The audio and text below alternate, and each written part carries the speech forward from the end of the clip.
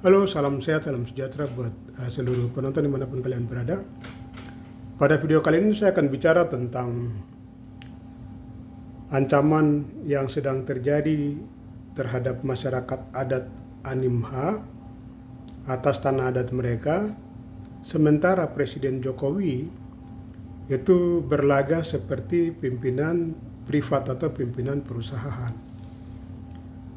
Coba teman-teman kita kritisi dan dalami tentang kasus ini, karena Papua sendiri kan kita tahu bahwa Papua itu tanah adat, tapi kemudian negara berusaha untuk menghancurkan struktur dan tatanan tanah adat dan struktur lembaga adat serta masyarakat adat, tapi bahwa Papua itu tanah adat. Yang kedua, misalnya Presiden Jokowi ini datang berkali-kali ke Papua tapi tidak pernah menyentuh masalah. Masalah tetap seperti jamur yang tumbuh di mana-mana. Yang ketiga itu Presiden misalnya datang ke Papua Selatan dalam rangka untuk penanaman tebu dan segala macam, dengan bahasanya itu sebagai upaya pembangunan negara, katanya seperti begitu. Padahal satu kekeliruan terbesar yang dimiliki oleh kaum elit di Jakarta, bahkan oleh Presiden Jokowi, itu karena mereka tidak mengerti atau memahami esensi daripada negara itu sendiri. Jadi kadang kalau orang asal menjadi kepala negara dan asal menjadi presiden itu juga repot. Yang pertama itu bicara tentang negara itu selalu dilihat dalam konteks bagaimana itu rakyat itu selalu dijadikan sebagai tujuan utama, karena bicara tentang negara itu unsur utama dalam negara itu adalah rakyat. Itu yang pertama, sehingga rakyat selalu itu ditempatkan sebagai tujuan dari pembangunan, tujuan dari proteksi. Itu penempatan rakyat. Nah sekarang rakyat sendiri itu terbagi kemudian dalam konteks wilayah-wilayah. Misalnya rakyat di Jawa itu dikenal sebagai masyarakat di Jawa itu sebagai rakyat yang memiliki kedaulatan terhadap wilayah Jawa.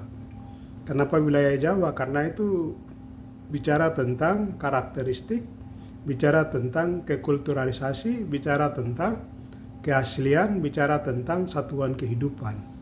Begitu juga di Sumatera, begitu juga di Kalimantan atau di mana-mana. Nah, negara itu hadir itu dalam rangka supaya setiap wilayah dengan satuan masyarakat adat yang beraneka ragam itu kemudian tujuannya supaya terlindungi. Itu hadirnya negara. Nah, dalam konteks Papua misalnya, itu ada masyarakat adat di wilayah selatan yang mestinya itu harus didengar pendapat mereka. Jadi ketika misalnya ada satu program itu selalu dalam tanda petik itu adalah untuk bagaimana pembangunan rakyat. Jadi negara melakukan setiap pembangunan itu dalam semangat bagaimana supaya rakyat itu diselamatkan. Tapi kalau misalnya upaya yang dilakukan itu hanya untuk supaya masyarakat itu marginal, masyarakat adat itu misalnya kehilangan tanah adat, masyarakat adat itu kehilangan satuan kehidupan, sumber kehidupan, atau misalnya lingkungan dan segala macam, itu berarti masuk dalam kategori kejahatan. Nah bayangkan, sekarang ada upaya untuk upaya penanaman tebu dan segala macam, serta beberapa program lainnya itu kan akan menghilangkan 1 juta hektar masyarakat lokal, masyarakat pemilik tanah adat. Ini kan sama dengan kejahatan yang sangat ekstrim, karena masyarakat adat itu dipaksakan untuk harus hilang dari struktur adatnya, dari tanahnya. Padahal bicara tentang Papua itu dia tidak terlepas dari hutan, dia tidak terlepas dari tanah, tidak terlepas dari sungai, tidak terlepas dari binatang atau semua satuan kehidupan yang ada di situ. Negara dengan perspektif yang sangat dangkal dan konyol misalnya hadir untuk menghilangkan semua itu. Nah upaya menghilangkan itu sebenarnya itu kejahatan serius. Nah, kacau sekali itu kan misalnya ketika program itu mau didorong, itu masyarakat adat tidak pernah dilibatkan dan dipastikan bahwa masyarakat adat itu setuju tentang proses yang hendak didorong misalnya. Nah, bagaimana cara mengukur supaya masyarakat adat itu mereka setuju atau tidak? Itu apakah masyarakat adat itu melakukan mekanisme adat tidak misalnya. Kalau atas nama itu bukan masyarakat adat, tapi itu lebih kepada personal. Karena masyarakat adat itu selalu mereka punya mekanisme adat. Misalnya ada para adat, ada musyawarah, ada bagaimana itu prosesi adat itu kemudian dilakukan dan itu sangat ketat. Apalagi terhadap satuan kehidupan mereka. Sementara Presiden Jokowi ini datang ke Papua, tapi tidak memperhatikan bahwa ini di tanah Papua khususnya di selatan itu ada masyarakat asli yang mestinya itu mereka harus didengar. Tapi Jokowi sebagai presiden ke sana datang tuh seakan-akan jadi pemimpin perusahaan. Padahal kalau dia sebagai kepala negara itu dia harus melihat dalam struktur yang besar tentang negara. Ada tatanan masyarakat itu yang pertama, kemudian yang kedua itu kalau pemerintah itu kan sebenarnya itu hanya pelaksana untuk bagaimana masyarakat adat itu kemudian bisa terlindungi dan bisa sejahtera. Ini kan juga kacau dan konyol karena satu unsur terpenuhinya tentang pengertian rakyat dan satuan kehidupan ini kemudian tidak diperhatikan oleh presiden. Dalam konteks ini sebenarnya itu presiden juga sudah melakukan kejahatan terhadap pelanggaran hak asasi manusia karena berupaya dengan program seperti begini ini kan satu, itu kebudayaan pasti akan hancur. Yang kedua, rakyat asli itu akan terjadi marginalisasi. Yang ketiga itu misalnya satuan kehidupan dari asal mula dan misalnya bicara tentang pengertian, pemaknaan suku, marga dan segala macam yang berhubungan dengan tanah, kayu dan segala macam ini juga akan lenyap. Yang berikut ini kan sumber kehidupan ini juga akan hilang. Yang berikut itu misalnya hutan, pohon dan segala macam ini juga akan lenyap. Nah, ini kan bagian dari kejahatan yang dilakukan dengan sengaja dan dengan sadar itu oleh negara. Apalagi misalnya mendatangkan investor lain, misalnya investor dan segala macam dengan alat-alat berat yang katanya berapa banyak itu. Ini kan sama dengan upaya untuk menghancurkan satuan kehidupan dan kebudayaan dari masyarakat adat. Ini ancaman serius yang dengan sadar dan sengaja itu dilakukan oleh pemerintah. Dalam hal ini misalnya Pak Jokowi, ini sebenarnya ini ancaman serius terhadap masyarakat adat.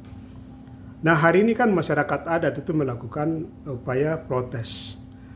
Satu hal yang menarik itu misalnya apa yang disampaikan oleh Rocky Gerung bahwa tidak ada tanah negara, yang ada itu tanah rakyat. Dan saya sangat setuju karena negara sendiri ini baru terbentuk.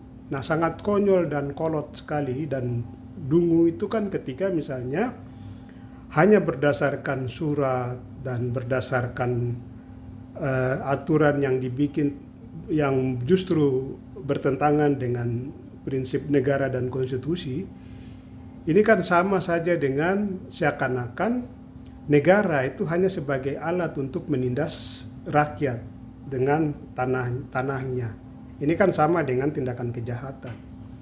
Padahal itu karena negara itu hadir, itu mestinya negara itu harus dilihat dalam fungsi kebijakan tapi juga fungsi administrasi. Dan itu selalu dilaksanakan oleh misalnya pelaksanaan negara itu kan pemerintah misalnya atau eksekutif. Nah, sebenarnya itu pemerintah itu hanya melaksanakan fungsi administrasi dan fungsi kebijakan. Nah, kebijakan itu juga itu lahir didasarkan pada yang pertama itu keterlibatan masyarakat adat, yang kedua itu untuk tujuan perlindungan masyarakat adat, yang ketiga itu untuk pembangunan dan pemberdayaan masyarakat adat. Tapi kalau itu bergeser misalnya apalagi di Papua Selatan yang faktanya itu masyarakat adat mengalami marginalisasi, hilang dari tanah adatnya, kemudian yang berikut itu terjadi gerakan pendudukan yang justru merusak tatanan kehidupan masyarakat adat, ini kan sama dengan praktek-praktek kejahatan yang dengan sadar dan sengaja itu kemudian dilakukan. Dan ini sangat berbahaya. Oleh karenanya, Jokowi misalnya itu kalau bisa itu cobalah menghentikannya, apalagi sekarang masyarakat adat sedang menolak bahwa ini akan memberikan ancaman bagi mereka dan wilayah selatan itu tanah adat. Sehingga Pak Presiden, Pak Jokowi itu kalau bisa menghentikan semua. Kalau bicara tentang pentingnya investor, itu caranya sebenarnya itu simpel saja. Berdayakan masyarakat lokal supaya masyarakat lokal ini bisa menjadi investor-investor di situ.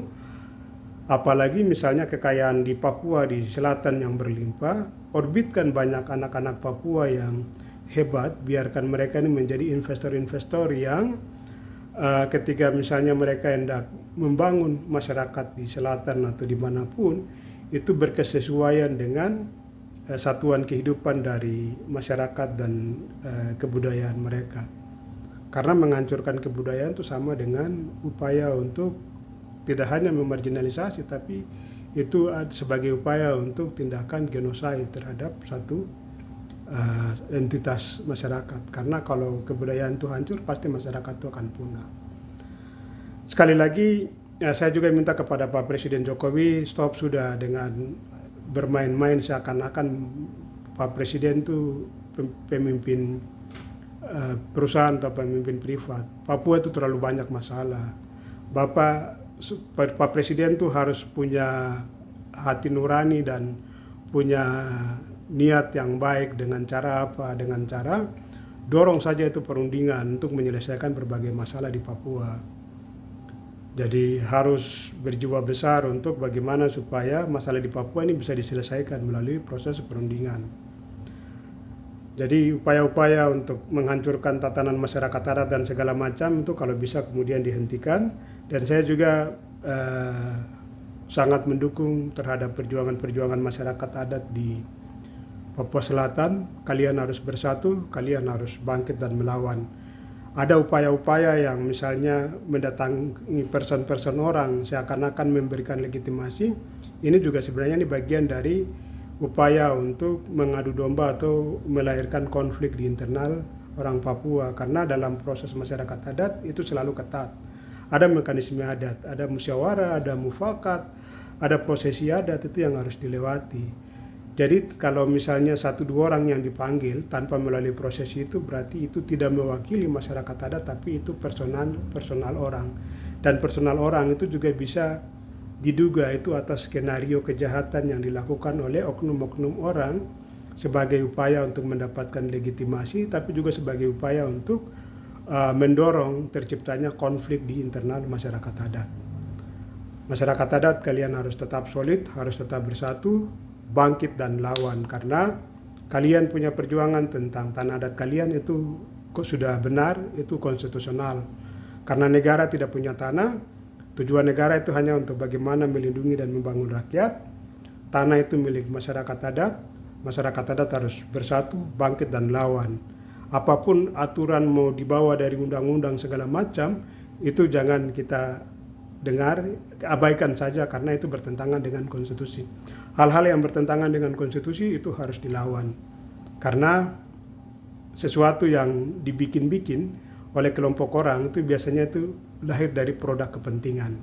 Harus dilawan karena konstitusi itu selalu bicara tentang nilai.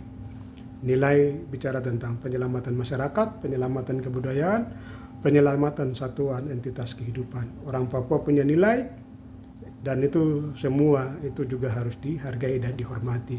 Mari bangkit bersatu dan lawan.